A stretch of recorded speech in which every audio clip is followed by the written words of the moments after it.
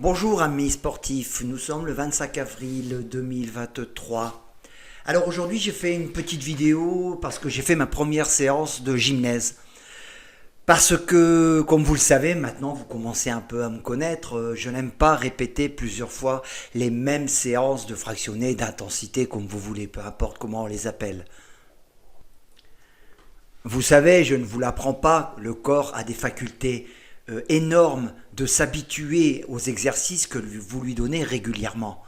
Alors si vous faites plusieurs fois la même séance, bien entendu que vous n'allez pas régresser, c'est une certitude. Par contre, vous n'allez plus progresser. Vous allez, si vous voulez, conserver votre acquis. Est-ce que c'est le but quand on fait des séances d'intensité? Non, pas du tout. Le but est de progresser régulièrement, tout doucement, mais sûrement. Alors j'ai essayé hier, dans une sortie de 110 km, une séance de gymnase. Vous savez, le gymnase, c'est une séance qui dure 45 minutes et vous avez des efforts de 1 minute à faire, 9 fois 1 minute à l'équivalent de PMA, puissance maximale aérobie. C'est donc la puissance qui est équivalente à ce que vous faites sur 5 minutes à bloc. Pendant les 45 minutes de gymnase, vous avez donc 9 fois 1 minute à faire à PMA, entrecoupé de récupération, si on peut dire, de récupération entre guillemets, de 4 minutes, d'intervalle de 4 minutes à I3. Donc en zone 3. Bon, vous me connaissez, moi, le respect des zones, c'est pas trop mon fort. Moi, je marche surtout à la sensation. Et c'est le mieux. Apprendre surtout à se connaître plutôt qu'appliquer strictement un protocole qui sera contre-productif si votre organisme ce jour-là en a demandé plus ou moins. Alors, hier, je sentais que je pouvais en faire plus. J'étais en bonne forme. Alors, au lieu de faire ces 4 minutes de récupération en zone 3, eh bien, je les ai faites en zone 4. Ce qui me fait un super gymnase. Voilà. Alors je suis en grande forme, parole d'expert, car je sors il y a 5 jours, de mon test effort de chez le cardiologue, le professeur qui se trouve à Fréjus-Saint-Raphaël, qui me suit et qui m'a fait faire ce test d'effort. Ils étaient plusieurs cardiologues, car ils étaient curieux d'analyser et de superviser mes performances, le cœur à mon âge avancé de 67 ans. Comme je l'ai dit, et pour certains vous le savez déjà, j'ai un cœur hypertrophié, très hypertrophié, donc qui a été calculé par un entraîneur qui était à cette époque très en avance sur son temps, car il se disait que quand on était en bas âge, donc j'ai commencé l'athlétisme à l'âge de 8 ans, et il disait à mes parents, il me disait, pardon, qu'on va faire grossir ton cœur de l'intérieur, et plus tard, dans quelques années, quand il sera bien gros, on musclera ses parois. Eh bien, c'est exactement ce qu'il a fait, et ça étonne encore aujourd'hui, c'est-à-dire 59 ans après, les cardiologues modernes. Car ils ont la preuve formelle que un cœur se fait grossir. Les cavités intérieures du cœur se font grossir en bas âge avec des efforts en zone 2 à très basse intensité. Ce que j'ai fait pendant des années à partir de l'âge de 8 ans. Il m'était interdit de faire du fractionné à cet âge-là. Il a fallu que j'attende la fin de mon adolescence pour faire du fractionné. Et c'est là que, bien sûr, j'ai pété tous les records du département, de la région, et je vais monter au niveau national, et même plus haut. Alors j'entends sur certaines, chez beaucoup, qui disent, oui, si vous faites de la zone 2, à l'âge de 30 ans, à l'âge de 25 ans, vous allez grossir votre cœur. Non, c'est complètement faux, c'est complètement erroné. Il faut sortir ça de votre tête. Il est trop tard, beaucoup trop tard. Ça se fait en bas âge. Là, je parle des cavités intérieures, de la capacité à expédier une certaine quantité de sang. Ça ne se fait qu'en bas âge. Il y a une erreur où beaucoup d'entraîneurs se trompent, c'est-à-dire qu'ils font grossir le cœur, oui, mais en le musclant. Mais à partir du moment où vous musclez votre cœur et que vous avez passé cet âge de l'adolescence, vous ne grossirez plus votre cœur par ses cavités intérieures, mais par son extérieur avec la musculation. Le cœur est un muscle anastamosé qui a des contractions concentriques sur lui-même. Il se replie sur l'intérieur. Alors vous pouvez bien sûr épaissir les parois du cœur, mais vous ne travaillerez plus la capacité diastolique et systolique du volume de votre cœur. Alors, est-ce que ça peut porter préjudice? Oui, énormément. C'est-à-dire que si vous démarrez le sport à un âge plutôt avancé, il faut savoir que vous ne pourrez plus jamais atteindre une VO2 masse maximale que vous auriez pu atteindre si vous avez été pris de bonne heure à l'âge de 8, 10, 11, 12 ans par exemple. Le résultat que vous allez obtenir, et bien sûr qu'il faut le faire parce que vous n'avez plus le choix de toute façon. Et c'est bien, vous savez, vous connaissez, c'est bien de faire du sport. Il faudrait que toute la planète entière fasse du sport quasiment tous les jours. Alors vous allez muscler votre cœur. Par contre, vous ne pourrez pas. C'est un peu comme si que les moteurs anciens, il fallait les roder. Vous n'avez pas fait de rodage et d'un seul coup, vous prenez votre cœur et vous bourrez à fond. Vous faites du fractionné sans jamais avoir fait de zone 2, donc ce qu'on appelait avant beaucoup, 80-90% d'endurance. Ces étapes étant brûlées, elles n'ont pas été observées, alors votre cœur devient bridé, complètement bridé. Il ne fera plus jamais ce qu'il aurait pu faire. C'est bien ce que je dis, ce qu'il aurait pu faire.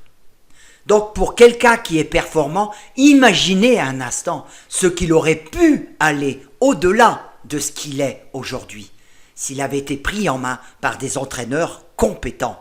Bien entendu, aujourd'hui, on est pressé, tout le monde va trop vite. Les parents diraient « Oui, mais mon enfant a envie de faire de la compétition, monsieur l'entraîneur. Il faut le laisser aller dans les compétitions. » Moi, je dirais non, madame. Je vais vous expliquer pourquoi.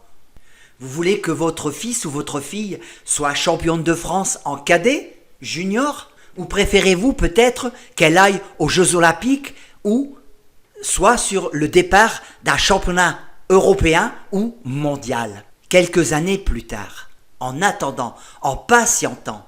Vous pouvez faire une course avec une grosse Mustang, avec un cœur bien musclé à l'intérieur, mais vous ne battrez pas une Vérone, qui elle aussi est très musclée sous le capot, mais a beaucoup plus de chevaux que la Mustang. Pour vos enfants, braves gens, c'est à méditer. Les paroles que j'ai dites aujourd'hui, elles sont à méditer pour vos futurs enfants que vous allez mettre dans les activités physiques et sportives. Est-ce que vous voulez faire une bête de course en bas âge ou est-ce que vous voulez préserver et intensifier justement pour aller au maximum de son potentiel? Alors hier, j'ai donc fait cette séance de gymnase. À l'issue de cette séance de gymnase, donc c'était au bout de la 1h30, j'ai donc commencé mon gymnase. À 2h15 de parcours, j'avais fini mon gymnase parce que j'avais calculé cette montée qui dure à peu près 50 minutes. Il y avait sur mon parcours à peu près 2000 mètres de dénivelé positif, vu que à partir de 50 km, j'affichais déjà 1000 mètres de D+. De toute façon, dans le Var, on a guère en dessous. Ça grimpe, et quand vous avez fini de grimper, il faut encore grimper. J'ai donc roulé ensuite en zone 2. Je voulais en même temps faire un gymnase et un peu de zone 2, mais j'ai pas trop respecté le protocole, vu que j'ai croisé un cycliste qui était arrivé tout en haut de Tourtour. Je l'ai aperçu au loin et j'ai voulu l'accrocher. C'est un jeune compétiteur, bien entendu, parce que, croyez-moi, il envoyait les watts et j'étais obligé de suivre, malgré que j'arrivais plus de 4 heures sur ma séance après le gymnase. Eh bien, vous voyez que je n'étais pas usé, j'étais encore présent. Je l'ai suivi un bon bout de temps. Je l'ai suivi pendant environ 15 km et quand j'ai décroché, c'est parce qu'il me restait environ 2 ou 3 km à mouliner pour rentrer chez moi. Car je ne veux pas rentrer sur un effort de 250 watts lorsque je rentre chez moi. Il faut que je mouline au moins 5-10 minutes et vous le savez, vous le faites tous. c'est raisonnable. Allez, on va lancer cette vidéo. Là, c'est l'entrée de Tourtour. Je finissais très sympathiquement ma zone 2. Donc là, vous voyez, ça grimpe. Donc on est sur 9% comme d'habitude. C'est 10. Chez nous, c'est très courant, en fait. On grimpe, on s'en aperçoit même plus par moment. Donc là, je tournais autour entre 100 et 150 watts pour respecter la zone 2, limite par moment zone 3, car lorsque vous grimpez, vous savez très bien que c'est très très très difficile quand vous êtes sur des pentes de 9-10% de garder cette zone 2, de rester en zone 2. Quand on est sur le plat, c'est facile de travailler une zone 2. On peut travailler une zone 2 entre 30 et 35 km/h. Par contre, dans le Var, vous ne serez pas à 35 km/h sur une zone 2. Là, je suis à 15, 16, entre 16 et 20 km/h parce que ça grimpe. Vous allez voir qu'ici, on va grimper jusqu'à 15%, encore une fois. Voilà, donc autour de 200... 230, 240, 250. On est à 10 km/h, 11 km/h à 260 watts. Voyez, donc on ne peut pas 12%, 13%, 14%, 15%. Voyez, pour finir. Alors voilà, là que je traverse le Tourtour, parfois il m'arrive d'arrêter et de boire une toute petite bière. C'est possible, on peut boire une bière quand on fait du vélo, c'est très bon. Il y a le groupe vitamine D, vitamine B par contre, à l'intérieur. Donc là, je sors du petit village et là, je vais voir, vous allez voir, un cycliste au loin. Et j'ai eu l'appel de la forêt. Ça m'a tout de suite dit, j'ai envie d'y aller. J'ai envie de le poursuivre un petit peu. Regardez, on va le voir. Là, je sors pour faire attention aux gens, aux enfants. Et regardez, dans le virage, tac, il passe, il est là. Donc ça, c'est un jeune compétiteur, 25 ans environ. Et alors là, je vais réfléchir pour le prendre en chasse parce que je me dis, bon, est-ce que GG c'est bien, tu as fait ton gymnase, ça fait déjà là à peu près 4h15 que tu roules. Est-ce que c'est raisonnable de suivre un jeune coq qui, de toute façon, avait jeté un regard et avait vu que j'avais embrayé le pas? Alors je réfléchis, puis je me dis, bon, après je vais quand même essayer de le suivre, mais à distance. Je n'ai pas voulu rester dans son sillage. J'ai voulu prendre le vent de face aussi, comme lui, pour être, bien sûr, à armes égales, vous comprenez. Donc on va s'apercevoir tout de suite qu'il n'est pas très aguerri dans les descentes. C'est vrai qu'il m'a fait freiner très souvent. J'avais quasiment aucun coup de pédale à donner pour revenir, pour recoller derrière lui. Même il me faisait freiner, alors que cette descente d'habitude, je la descends à une moyenne de 10 ou 15 km/h plus rapidement que ce que je vais faire avec ce jeune homme. Parce que bon, moi j'adore descendre, c'est un peu ma spécialité. Bon, monter l'école, j'adore ça, mais j'adore descendre, je suis très très à l'aise. Je descends comme un vététiste, si vous voulez. Je mets le poids sur l'extérieur et c'est mon vélo qui s'abaisse le long de la route. Alors qu'on voit que lui tient le bas du guidon, c'est surtout pas ce qu'il faut faire dans les descentes. Et on voit qu'il est un peu, pas peureux, mais voilà, hop, il regarde derrière.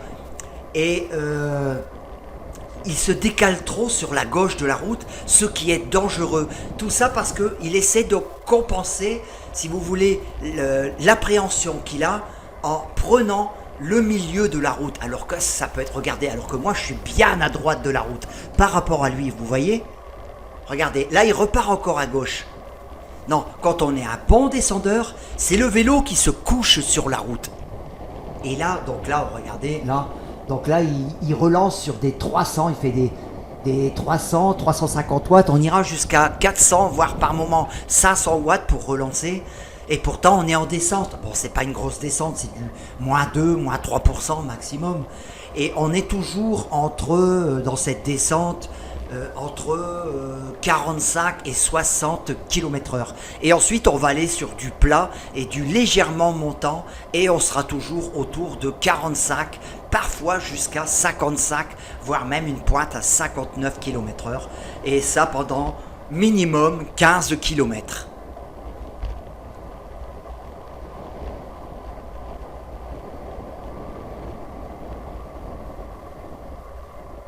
Donc vous voyez, il ralentit énormément. Regardez, j'ai pas besoin d'afficher les watts pour arriver juste derrière lui. Mais je ne voulais pas le coller, justement.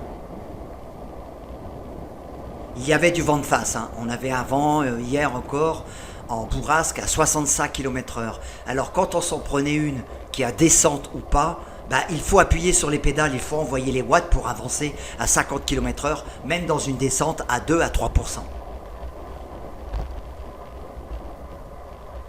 Voilà, donc là on est à plus de 300 encore, 330 à 55 km/h, dans une descente à moins 2 quoi. Bon, les pulsations autour de 150, ça va, c'est pas trop.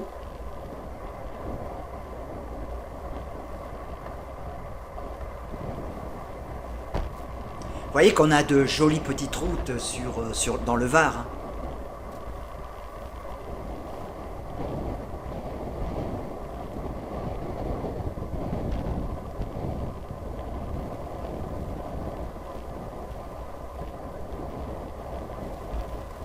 Là, il prend au lieu de prendre le dessus des cocottes et de poser ses coudes un peu, ses avant-bras sur son cintre, il a l'option de prendre le bas de son cintre. Et ça, c'est plutôt dangereux dans une descente. Vous n'avez pas la maîtrise de vos freins, si vous voulez. Vous n'avez pas la maîtrise de vos courbes. Et ça se voit d'ailleurs, c'est très visible. Donc vous voyez, il me fait freiner moi dans la descente. Bon, après il va marcher beaucoup mieux.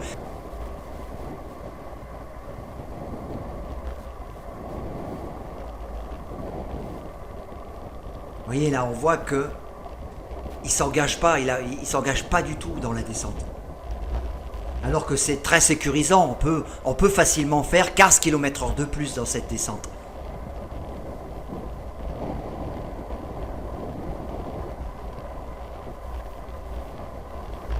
Donc cette descente fait 7 km et demi et ensuite on va prendre de la route, hein, où ça monte et ça descend.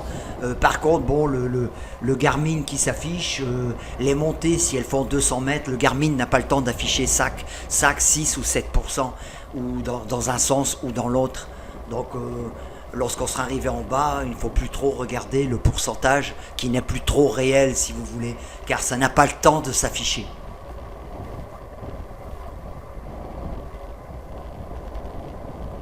Vous voyez là, donc je suis quasiment derrière lui parce que j'aurais voulu qu'il roule à 60-70 km/h parce que ça s'y prête énormément. Cette partie s'y prête énormément.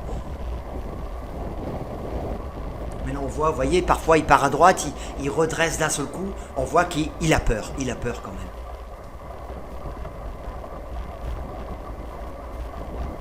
Donc on peut faire, vous voyez qu'on peut faire la différence.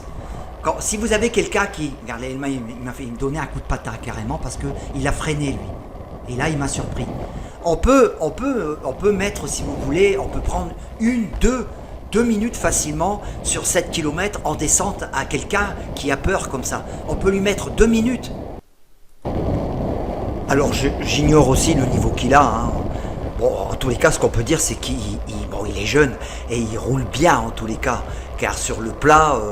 il arrive à tenir assez facilement, même contre le vent, 50 km/h de moyenne. Hein.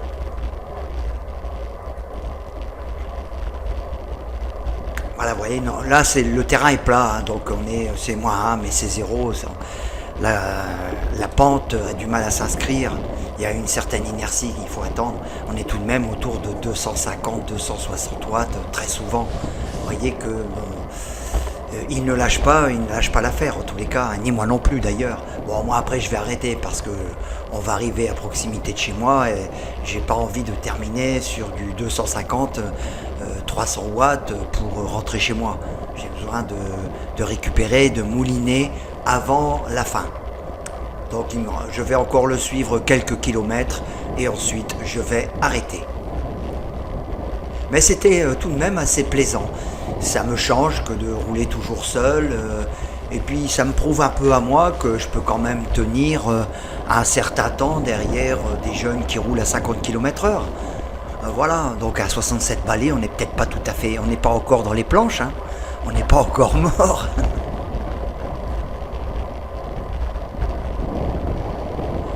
façon, vous voyez que l'entraînement paye.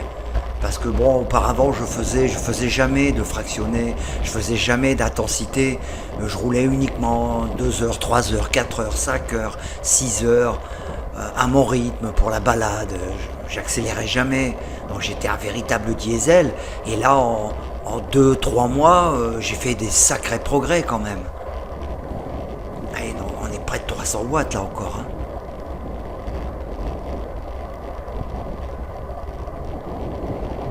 Donc je vais continuer ces exercices d'intensité en variant le plus possible l'entraînement. J'ai pas envie de faire 2 ou 3 séances qui sont identiques ou à suivre un programme qui me semble pour moi un peu trop drastique pour mon âge. Et en plus, bon, je me suis toujours entraîné à la sensation, au ressenti, et c'est très bien parce que on s'entraîne en fonction de la forme du moment et de l'efficacité du moment, et je pense que c'est là qu'on trouve le plus grand service que l'entraînement peut nous rendre en définitive. Bon là, si on est sur 0, mais en réalité ça monte sur 3-4%, et on ne le voit pas. Et là on a encore le vent de face.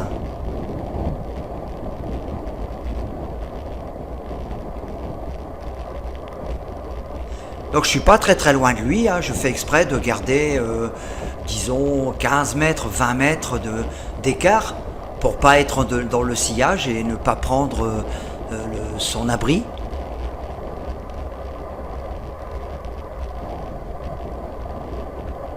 D'ailleurs ça se voit, si j'étais collé à lui, je ne serais pas entre 200 et 300 watts. Je serais à 150 watts de moins. Quand on suit un cycliste, on est protégé, on est aspiré, donc on diminue, si vous voulez, la puissance de 50% au moins. En tous les cas, 40% c'est certain. Là, on va prendre le virage à gauche tous les deux. Je crois que... Alors, il se trouve justement qu'il va tourner à gauche comme moi, en direction de chez moi. C'est la direction du village, de mon village.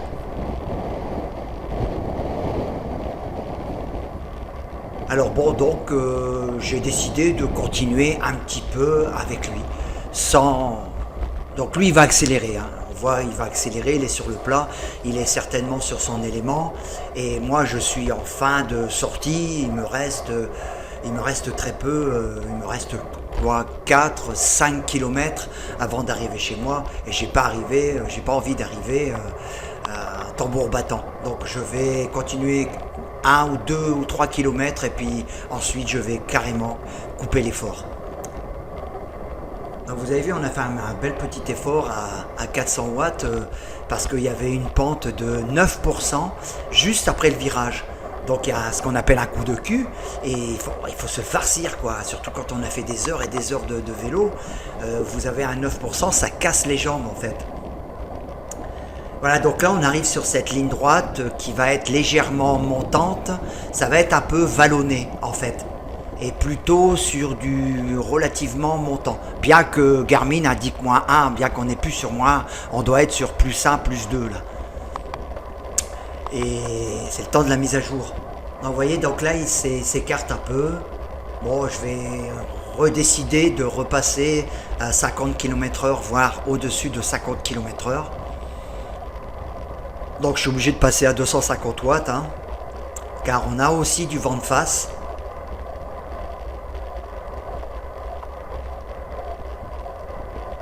Bon, j'ai pas eu l'occasion de parler avec lui, on n'a pas eu le temps en définitive. Et donc c'est dommage, c'est dommage. Bon, enfin c'est une terre de vélo, le Var. On a beaucoup de cyclistes, on en rencontre. Il m'arrive très souvent de discuter avec des cyclistes, notamment auprès des fontaines, quand elles sont ouvertes depuis le Covid, car il y a eu ce Covid avec cette pandémie psychologique plutôt, que viral qui a donné cet impact et que tous les maires avaient décidé de fermer les fontaines parce que pour eux tout était contaminé, l'air, l'eau, les gens, tout. Voilà, donc on repasse au-dessus de 50 km/h, 55, 56, on va être à près de 60 km/h. Et là, il y a une petite cote qui s'annonce jusqu'à 6%.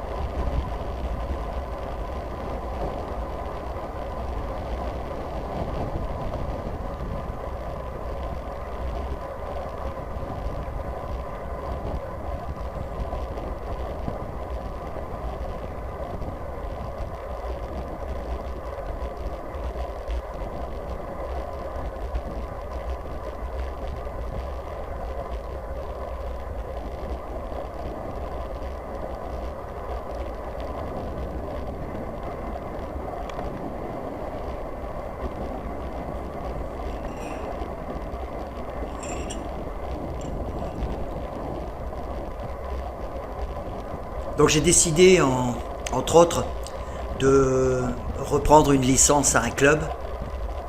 Et je vais rouler avec un club, déjà un club qui est déjà assez gros. Comme ça me permettra d'être un peu aussi en groupe et puis d'avoir un peu plus de motivation. Et de faire des sorties en club aussi, comme je faisais auparavant.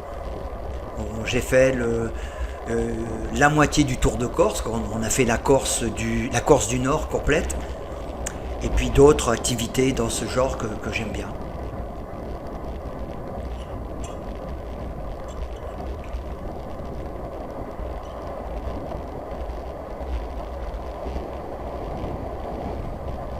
Là, pour ceux qui connaissent, on va passer devant l'entrée du château de Berne.